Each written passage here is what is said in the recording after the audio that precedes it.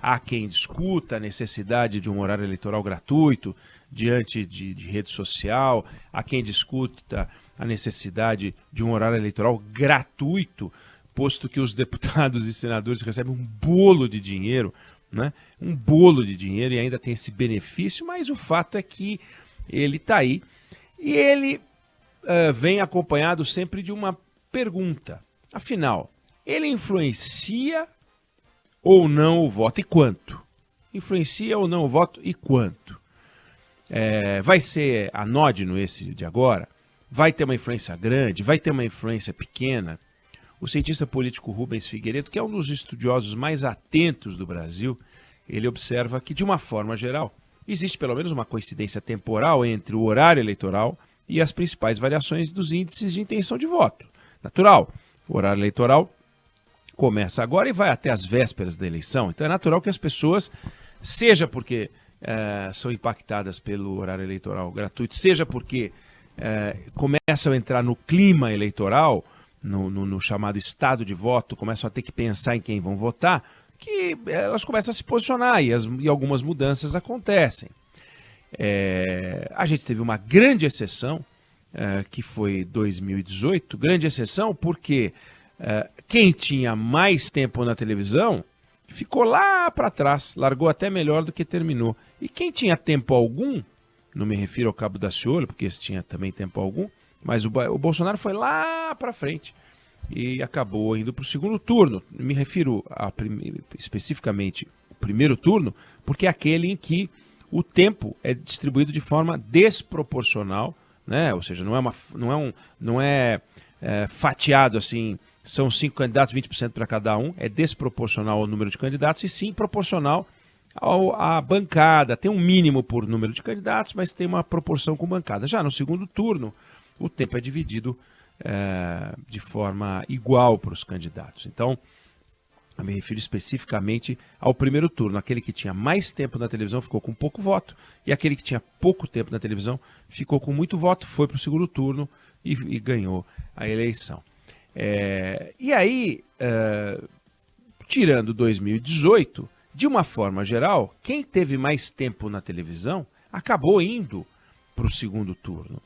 Ou seja, há uma relação entre esse horário eleitoral gratuito e uma oportunidade para o candidato. E por quê? Porque, em geral, e aí é o que diz o Rubens Figueiredo, a análise do Rubens Figueiredo, por exemplo, em 89, o Fernando Collor, quando foi candidato, ele precisava se apresentar, ele precisava convencer as pessoas a embarcar no projeto dele. Ele estava disputando com nomes conhecidos da política, então o horário eleitoral foi importante para ele, serviu bastante, né?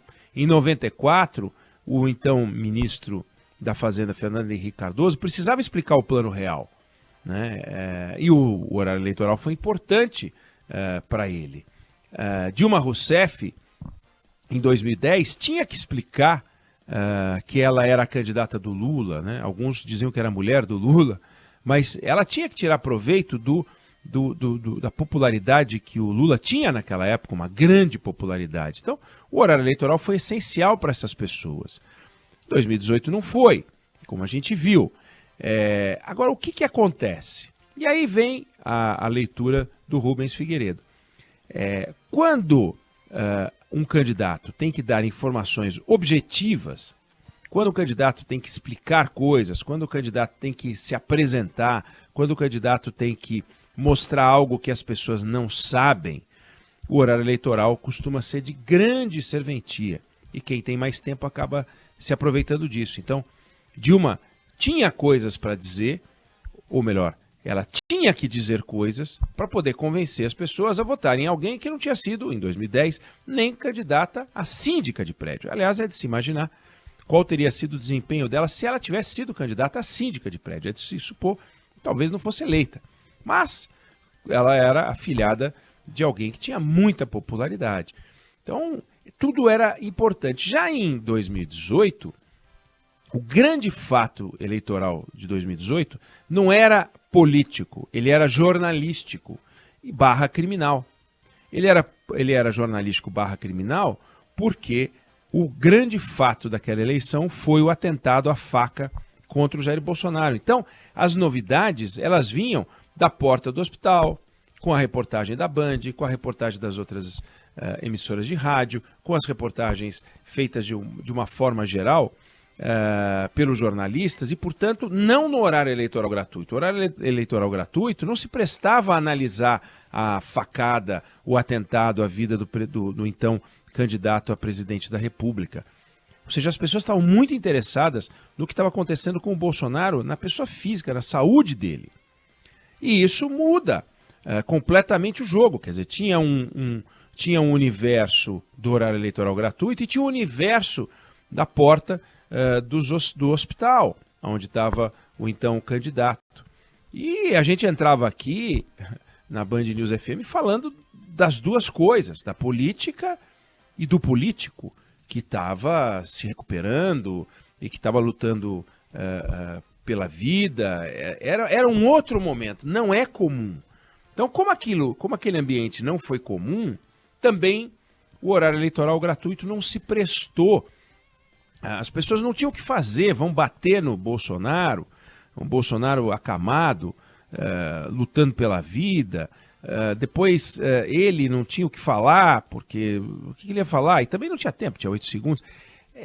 Foi uma coisa muito atípica, completamente atípica, o que muda demais. E para essa eleição, né, teremos um papel importante do horário eleitoral gratuito, um papel pequeno do horário eleitoral gratuito, e aí, com a palavra, os estudiosos. Por isso é que me refiro ao Rubens Figueiredo, escreveu um artigo sobre isso recentemente, na leitura dele, e me parece uma leitura interessante, como os candidatos que estão na frente, estão muito na frente dos outros, mas muito na frente dos outros, dando voltas e voltas à frente do primeiro nanico, do segundo nanico e tal, e somam quase 80% das intenções de voto, as pessoas meio que se resolveram já. Olha, eu vou com esse aqui e com esse aqui. Por enquanto é isso. Eu vou com esse. E os outros? Não, são esses dois aqui. Por enquanto tá assim. Aí vai começar o horário eleitoral gratuito. O que o Bolsonaro pode falar do Lula, ou o Lula do Bolsonaro, que as pessoas que gostam do Bolsonaro ou gostam do Lula já não sabem? Podem falar coisas no campo do autoelogio, lembrando coisas positivas que foram feitas. Lula pode falar de coisas positivas do seu governo, Bolsonaro pode falar de coisas positivas do seu governo, e o eleitor pode dizer, puxa vida, não lembrava disso, ou puxa vida, não sabia disso, nossa, olha só, falam isso do Bolsonaro, mas ele fez aquilo, olha só, falam isso do Lula, mas ele fez aquilo. Agora, no campo das críticas, das acusações, o que se pode falar a respeito dos dois que a gente já não sabe?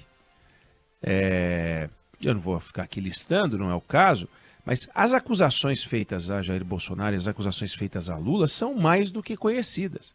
Então, na percepção de alguns analistas, na percepção do Rubens Figueiredo, são tão conhecidos os candidatos, são tão conhecidas as críticas feitas a eles, são tão conhecidas as denúncias que pesam contra eles, que dificilmente o horário eleitoral gratuito vai conseguir colar no outro alguma coisa, porque ele, em geral, é usado ou para o autoelogio ou para detonar o adversário. Detonar o adversário com algo que eu não sei, já aconteceu em eleições passadas, alguém puxar alguma coisa e mostrar, olha isso aqui, ó, que o outro fez, olha isso daqui, aí fala, caramba, eu não sabia. Mas será que ninguém sabe? Será que tem alguém que ainda não sabe quais são as imputações, as acusações, as críticas feitas a estes dois candidatos? E apesar disso, eles estão lá com 80% das intenções de voto. Então, na leitura, claro, de quem está olhando o que vem por aí, à luz do que a história autoriza a gente a concluir. Eu já falei uma vez e volto a repetir, só existiu nós tivemos uma guerra mundial, né, entre 14 e 18, e ela é chamada de Primeira Guerra Mundial porque não tinha tido nenhuma antes. Então, podemos ter algo que nunca aconteceu, como a Primeira Guerra Mundial, né? Mas a história em geral, ela, na política, ela costuma se valer de outras histórias que já aconteceram. Costuma repetir. Tem eleição que é de manutenção do governo, tem eleição que é de troca evidente, tem eleição que é duvidosa. Enfim, essas coisas se repetem. Então, na percepção do Rubens Figueiredo, hoje, o horário eleitoral gratuito não deve fazer muita diferença no quadro geral. O que seguramente vai fazer a diferença e aí volto ao debate, é o confronto de ideias. Quem é o líder mais sólido para levar o Brasil pelos próximos 4 anos? Quem é aquele que, na percepção das pessoas, tem mais condições de tocar daqui para frente o Brasil?